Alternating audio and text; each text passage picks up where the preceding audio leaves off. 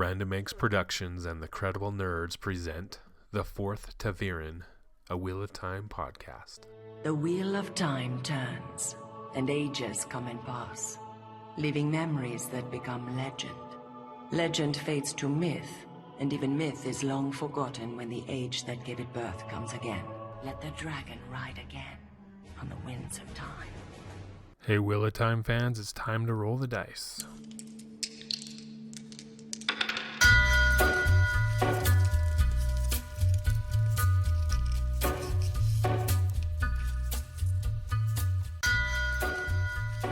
Welcome everyone to the Fourth Taviran, a Wheel of Time podcast.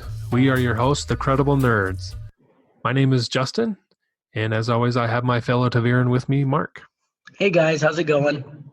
We wanted to talk about the Seven Ajahs of the Aes Sedai, because the group is heading towards Tar Valon to go to the White Tower to be safe, and that's where all the Aes Sedai train and live for the most part, and that's their base, their home base. And there's Seven Ajahs. We talked a little bit about it last time, but we want to get into it more here.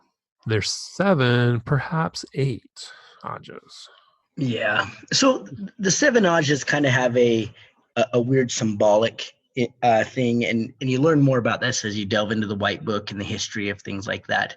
So originally, after the breaking, there was no government. There was no Aes Sedai as we know them today. You know, there was no like group. There was just people trying to stay alive and people that could channel doing what they could to survive and help those that they could as well.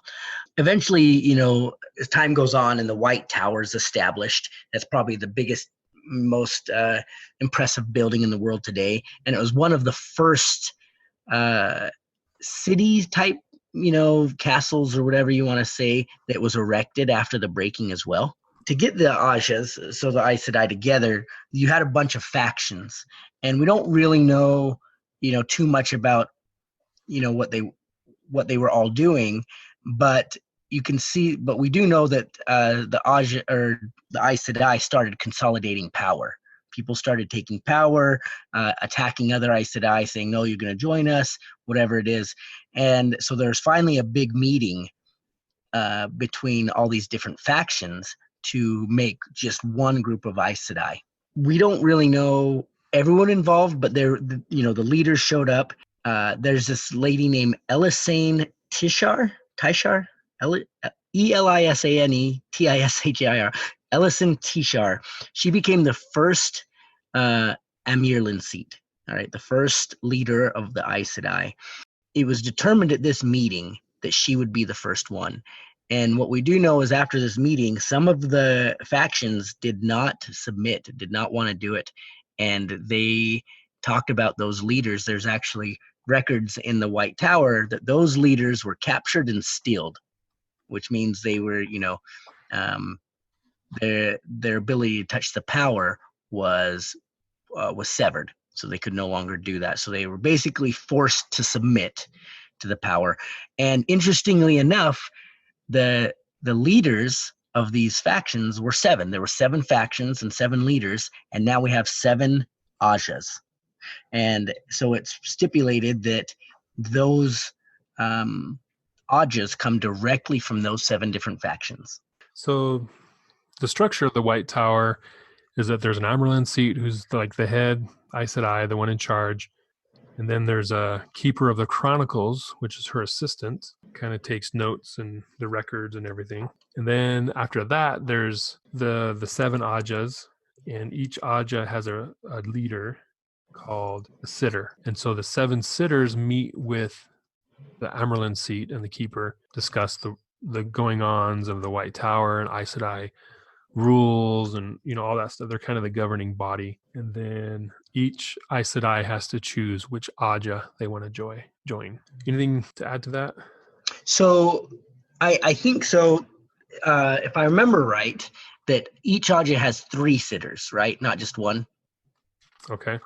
Yeah, so a sitter is kind of like a senator, right? So say like there were 7 states in the entire United States. The sitters would represent the senators from each Ajah. And the Ajahs, they have their leaders, but they're all called something different, right? Like the Green Ajah, one of the Ajahs, their leader of the Ajah, the head of their Ajah, is known as the Captain General. Right. Right. And then like Gray Ajah is like head clerk, Brown Ajah is first chair. And it goes on and on. So they all have different titles, but it's kind of interesting because you learn through reading the books that it's not common knowledge, right? If you're not from the Green Ajah, you don't know who the Captain General is. And it also sounds like just because you're Green Ajah doesn't mean you know who it is either until you're given that information from, raising in the ranks or just whatever, circumstance. So the leaders of the Ajahs are held in secrecy, which is weird if you think about it, right? Because it's almost like the factions chose these leaders as a way to continue to fight the good fight in some resistance, and now they'll never tell the other Ajahs who the leaders are. So yeah, and the sitters are generally like your eldest serving, or your more political savvy of the groups, but it is definitely a power position because they get votes inside the tower.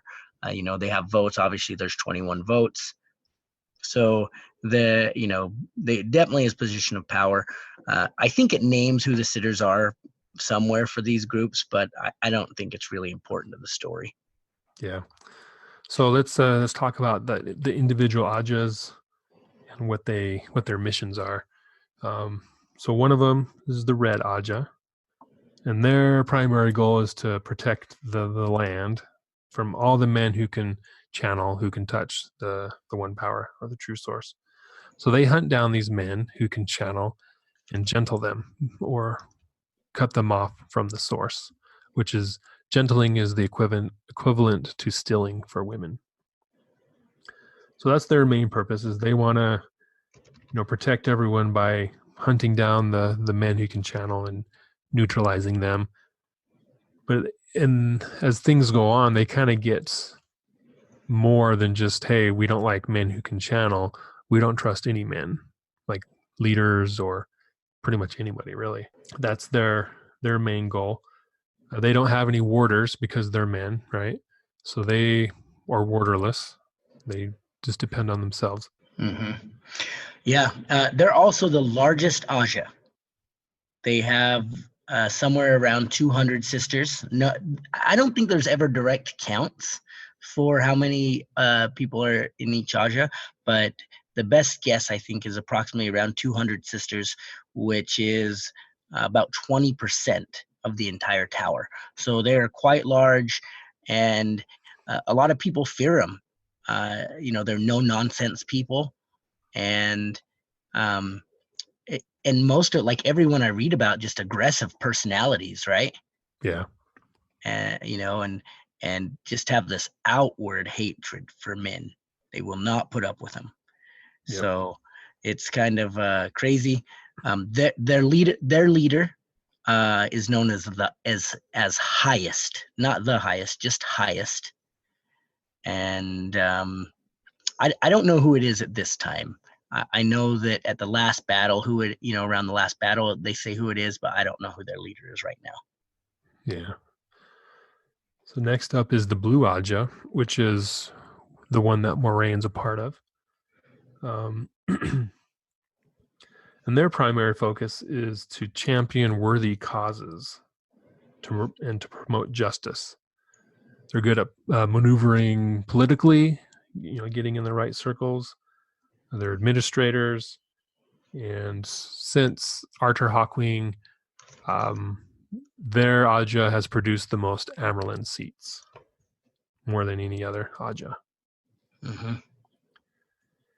So yeah, and they're one of the smallest Ajahs. They're the number six in size, so sixth smallest, second to smallest, whatever you say. And their leader is known as First Selector. And it kind of makes sense to me that most Amyrlins would come from the Blue Aja, because they're seeker of righteousness and justice, right? Yeah. They take up causes and support them, and it seems like that would be kind of drawn to what the Aes Sedai kind of stand for. You know what I mean? They're searching for those things, so it kind of makes sense to me that they're in charge Yeah. most of the time. And it looks like the red and the blue Aja just have one leader. Next up is the brown Aja, and they are seekers of knowledge and to preserve that knowledge. They're kind of like the librarians of the Aes Sedai. And they're governed by a council, and they're always studying and making sure the library is has as much books and knowledge that it can get. A lot of the new talents are discovered by Sisters of the Brown Aja. We'll see some brown Aja. Brown Ajas actually play a good important role throughout the thing, even though they're not really everywhere. Like, we're going to see a lot of green Aja, a lot of red, a lot of blue. Brown Aja is kind of in the background, but they play a very important role in about everything that happens. So, and because knowledge is power, and in the end, Brown Aja shows that they are very worthy of that statement. Yeah. Next up, the green Aja. They're the battle Aja, so they're ready. They're getting everybody ready for the last battle for Tarmon Gaiden, and they fight Shadow Spawn, Dark Friends, the whole gamut. And they actually like men. They're kind of the opposite of red, right? So they have warders. The blue and the brown have warders as well, but the green, they have at least one warder. Some of them have multiple warders, and some of them marry their warders or have relationships with their warders. They use their warders well. Mm-hmm. And it's kind of strange. So, in book 3, maybe 2, I think it was Egwene asks, how do I know which Aja to choose? How do I know which is mine? Would this be a good fit for me? And I don't remember who she was talking to, but they basically said, well, I'm green. And one of the big things is that you have to love men, not just like them, like a blue. Like, blues just like them, but you have to love them. But they're also known, right, as the battle Aja. Yep. They are the Aja that is to take up the good fight when the fight is there. They're there for the last battle, and they've always said that they will be ready and prepared for that battle, and they will lead the forefront of the charge. So they mean business. And they're also one of the larger Ajas. They generally side with blue.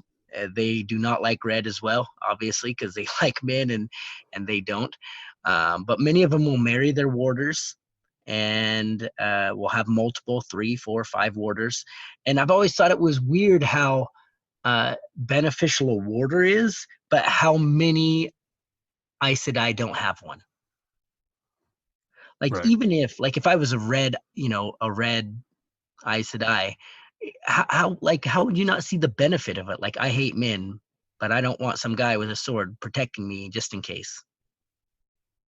Yeah. And I've always thought that was kind of a weird. I see it as a sign of weakness, but Oh yeah, I guess I can see that. But yeah, like, I don't know. I always thought that was like a strange thing. Like I'm just like, yeah, no, green has it smart. Like, why wouldn't I have 3 to 5 of the deadliest blades in the land defending me? yeah, to watch my back while I wreak havoc and destruction. Yeah, well, and because they're so, like, even though the 3 O's give them a lot of wiggle room, right? They find a lot of wiggle room in those words. At the same time, they're very restrictive, right? They cannot use the power to kill anybody unless in self-defense. And if someone just sneaks up close enough, you don't have any time to use any powers, right? And or shoots an arrow from far enough. But if you have 3 to 5 of the highly trained guys, well, then you should generally be okay. So I don't know. I've always thought that was strange as far as the philosophies of the group. Yeah. So I think back to that conversation with Egwene, I think she wanted to be green because she was still in love with Rand, and her goal was to marry Rand, to bond him and marry him. So I think that's why she chose green, if I remember correctly. Yeah. But then that plan went by the wayside. But that's initially that. Yeah, definitely what I said. Because by the time she was raised and accepted, right, she was not really sure with Rand. Like, she knows she loved him, but Right. then there was Min was in the picture. Oh, did I ruin crap? Now, this is the spoiler part. Spoiler: Min was in the picture, and so was Elaine. But they Right? weren't, when they were accepted in the tower, they weren't all, oh, Rand's the greatest. They didn't even really know who he was. Well, Elaine did because what happened when he fell into the courtyard. But I wouldn't say she was in love with him. She was just thought, oh, he's cute. But Yeah, that's true. But That's Egwene true. was still in love with him at that point. Yeah. And then she was like, swooning over Galad like everybody else. And so I don't know. Yeah, it's kind of interesting. But yeah, and she ends up she never chooses an Aja, right? I thought she chose green. Did she choose green? I can't remember if she chose Yeah, green. I think she did. Huh. I don't know officially, but she always identified with green at least. Yeah. Okay. So, anyways, so after green, we got yellow. In yellow, they have a strong talent for healing. They're devoted to healing sicknesses and injuries, and also finding new cures and methods for curing diseases. So that's kind of their thing. Is the yellows are healers. And Nynaeve ends up being yellow. She chooses yellow because of her background growing up as the wisdom of Emmonsfield. Yeah. I've always thought, like, if we were to read, 15 years, 20 years past the end of the book, that she would be the head of the Yellow Aja. At least, yeah, if not Amerlin. Right? Because she ends up being, one of the most powerful channelers that's been known for since ever. Yeah. And she can do things with healing that nobody else can do, like delving and things like that. And we'll learn more about that later, but it's pretty interesting how it all works out, and with Nynaeve joining the Yellow. Yep. So after that is Gray, and we don't really hear much about the Gray. I mean, they're there every once in a while. One of the Aes Sedai is a Gray. We learn a little bit about them, but they're mediators. They want consensus and harmony and peace. When kingdoms are trying to come up with treaties and stuff, they're there to facilitate those treaties because of their fairness and their mediation skills. But also, they have a good eye to make sure the tower's interests are protected too. And then, was there anybody significant in the Gray? I don't remember any specific, important Aes Sedai from the Gray Aja, or even the White for that matter, right? I think the maybe ones that we hear most about is Yukiri. But even her, like, we just hear her name a lot. She doesn't really do anything. I think they were more important, like during the Trolloc Wars and things like that. Yeah. And, more, during Arthur Hawkwing's time. And so they're there, but for our story, for this specific story, as far as it goes, their importance just isn't there. So we don't really, like, we know that the Gray Aja exists, we know the White Aja exists, we just don't get to see a lot of them because what they stand for and what they do just isn't too important for the time. Like, because the Gray Aja talks about diplomacy and mediation and politics and stuff. And here comes the Dragon Reborn, who is literally the destroyer of diplomacy and mediation and politics, right? Yeah. And so, it's like, what are Gray Aja going to do? Like, here in the Corinthian cycle, it specifically says, he will break all treaties and bonds, et cetera, et cetera, et cetera. Gray Aja has no chance against that. Yeah. So I just think they're destroyed. And then I mentioned the White Aja, they're the last one we're going to talk about. They talk about logic and philosophy, and the same thing. why logic is great to have, philosophy is great to have. We're talking about the end of battle and end of times. Like, I don't have time to talk about your philosophy. We just need to win. They're just, the importance of their Ajahs are really reduced in these events. Yeah, not very involved, like you said. Yeah, just not for them. But I know that there's some names mentioned that we'll see over and over again, but I don't remember them. I Yeah, guess they're that's not significant players, at least that I can remember. yeah, and they don't really talk about the warders. I know White Aja rarely bonds warders. It doesn't really say much about Yellow, but we know for sure that Nynaeve bonds a warder. Yep. All right, so that's the Seven Ajahs. And then I think it's in this book where we start to hear whispers of another Ajah, the Black Ajah. And they always deny it. Oh, there's no such thing as a Black Ajah. There's no Black Sisters, blah, blah, blah. So, but eventually we do find out there is a Black Ajah. And they're not an official part of the White Tower.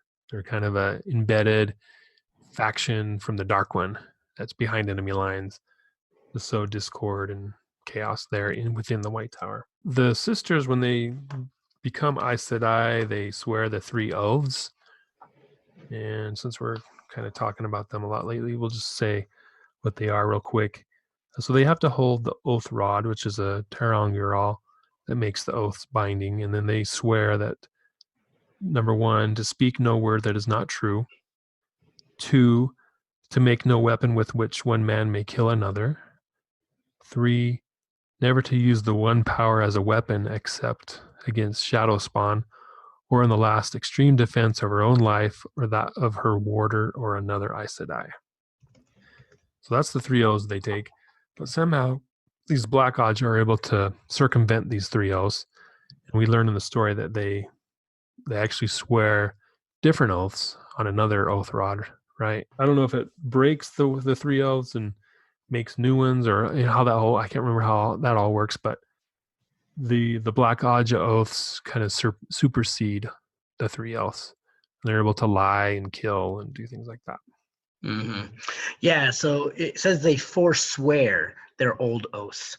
Now, what that means, like you said, are they just swearing something that's a greater swear? Like, I forswear these in the name of these promises, right? Yeah. Or if it actually just totally breaks it. But I don't think it actually ever says what their oaths are, does it? I know it, like one of them is that they can't, and we learned this from Varen, right?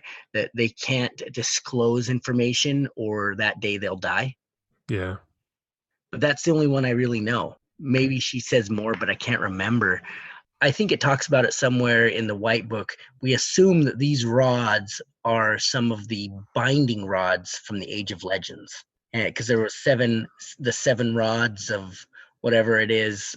Remember when Bran becomes Lews Therin Telamon, and he's like, I'm Lews Therin Telamon, leader of this, leader of that, summoner of the 7 oath rods or something like that. I don't remember that part, but yeah.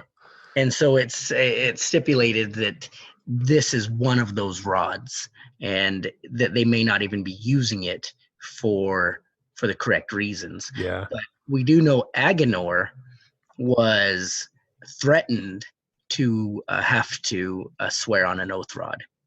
So maybe that's what they're for, is they're more of like a binding, like, okay, you can't be trusted with the one power, so we're going to have to bind what you can and can't do. Agenor the Forsaken. Yeah, because before he became a Forsaken, he was already doing illegal biological experiments, and so and he was caught multiple times. So they finally threatened him, look, you're going to have to, if you do this again, we're going to have to summon an oath rod. And then it says that's why he went over to the dark, to the Forsaken, because he wanted to do that thing. Yeah. He wanted to corrupt whatever and maybe he wasn't even doing it for evil purposes, but whatever he was doing was obviously against, their culture, the cultural beliefs. Yeah. Yep. So that's the Ajahs from the Aes Sedai. How many Black Ajah you think there are? I don't know. It never really says, because their cells are groups of 3, and they only know like 2 others, right? One cell and then another cell. Then each cell knows 2 other ones. So they never really meet. So they can't. I got the impression there was like 20, 30, Well, we know 10 or we know 13, 13. Yeah. right? In the tower. But yeah, because if red represents 20% and they have 200, so there's about 1,000 sisters. Mm-hmm. So you're thinking just like 20 or 30, which is like 2%. Yeah. Because, the 13 leave the tower, and then there's still some more there, but not a lot. So I don't know, 30 maybe. A very small Yeah, percentage. I'm looking it up right now, just trying to see.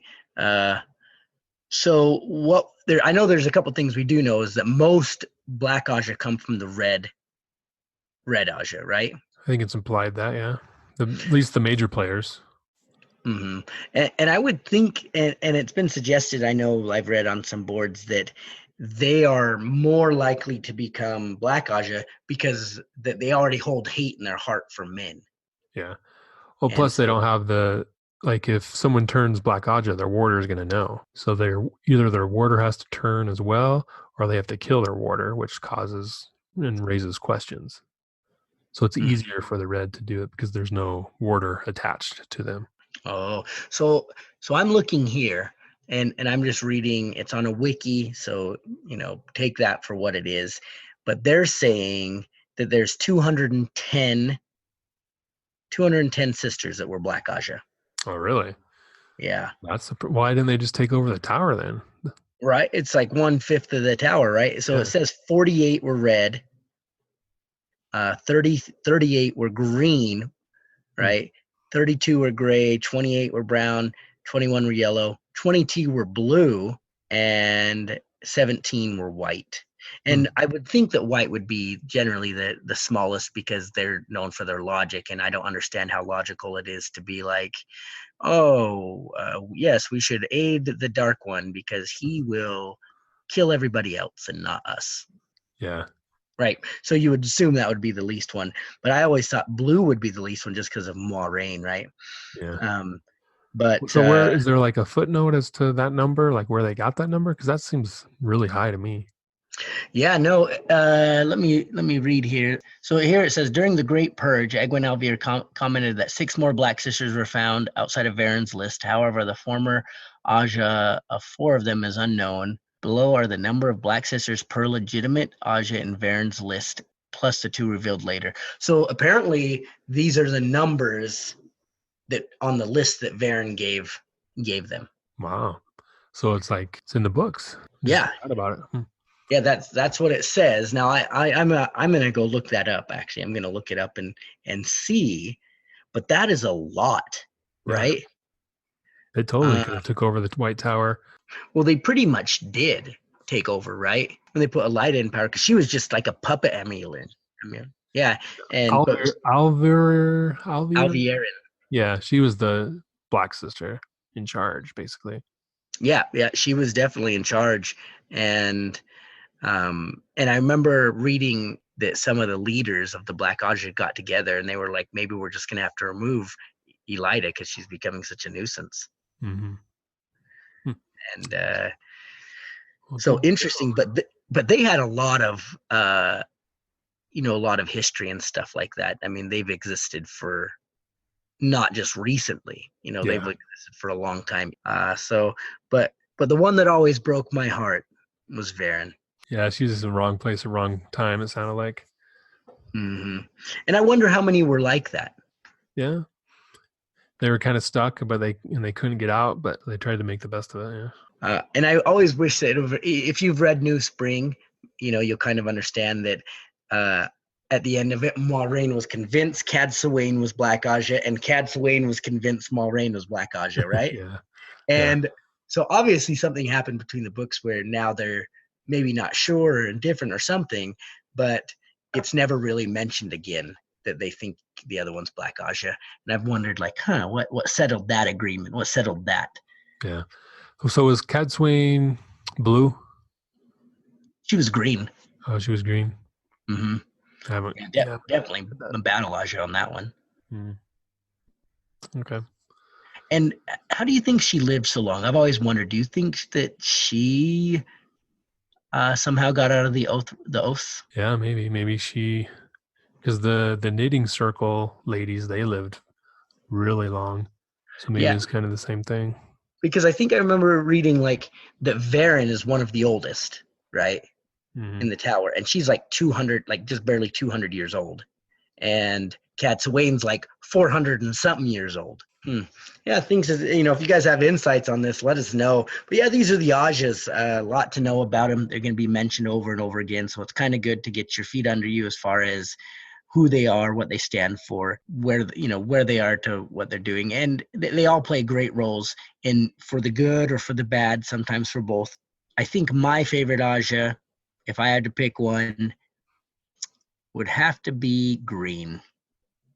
Yeah, Green Aja for sure. yeah, Just I'd because of say the last green or battle, and blue. I have the benefit of reading that, right? But because of the last battle. True. Yeah, I'd pick either green or blue myself. Most likely green, but be a warder with the green. Yeah. Oh yeah. Some good information. If you guys have additional information, please let us know. We'd like to hear more about what you know about the Ajas. Okay. Well, thanks for joining us here on the Fourth Taviran podcast, and we'll catch you next time. See you guys.